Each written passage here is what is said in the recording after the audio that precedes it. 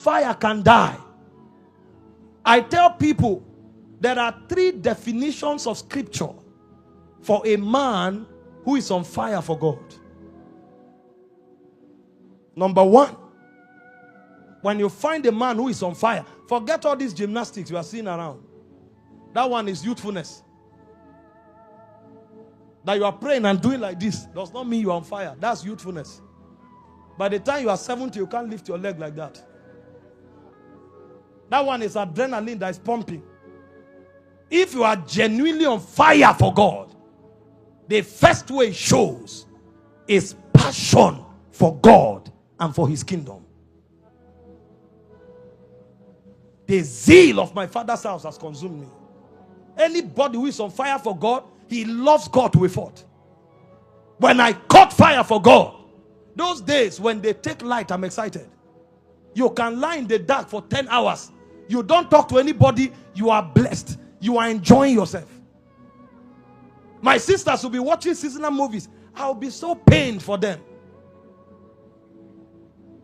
I will just lie with God.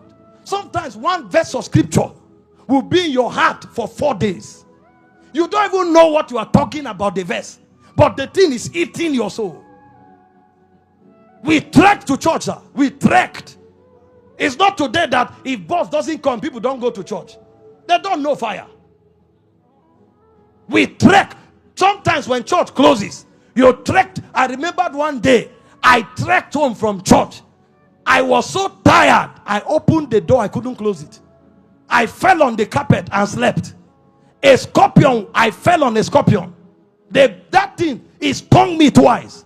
I was so tired I couldn't stand up. Because I trekked over 3 kilometers. Meanwhile, my body, my weight crushed the scorpion.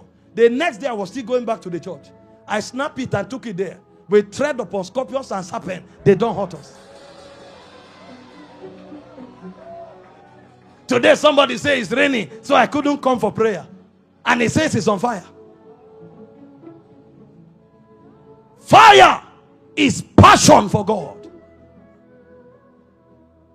You sit on the scripture. Sometimes you are on one verse. You are lost in it. You are chewing on it. You think we know scriptures because we are memorizing to preach.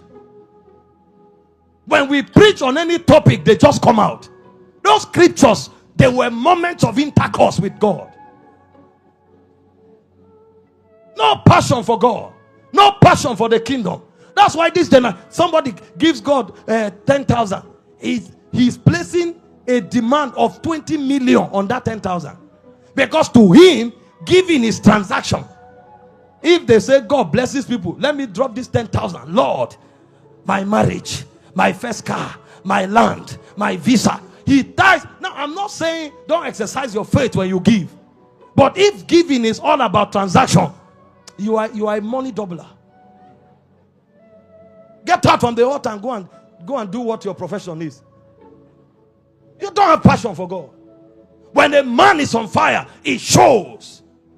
It's a zeal. The zeal of my Father's house. And when he said house, it's not to be part of religion. The house of God shall be called the house of prayer. So he's talking intimacy and communion. Jesus alone will go and do vigil and come back the next day and still go to preach. It's passion.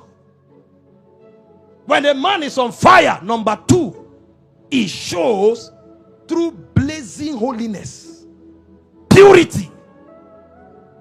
People say they're on fire for God, and when you come close to them, you see all kinds of garbage, and they say they're on fire. Job said, I had a covenant with my eyes. My eyes does not look upon the virgin. It's not rules and regulations, sir. The love of God, the fear of God, they burn in you like a flame. It results in purity. Fire purifies, sir. You can't be on fire and you are a lot of garbage of sin is on your life. I'm not saying a believer doesn't fall. The Bible itself says a righteous man may fall 7 times. I'm not attempting to tell you that I don't fall. But when you see people who live comfortably in sin and they say they're on fire because they are leading prayer and sweating, they are kindergartens.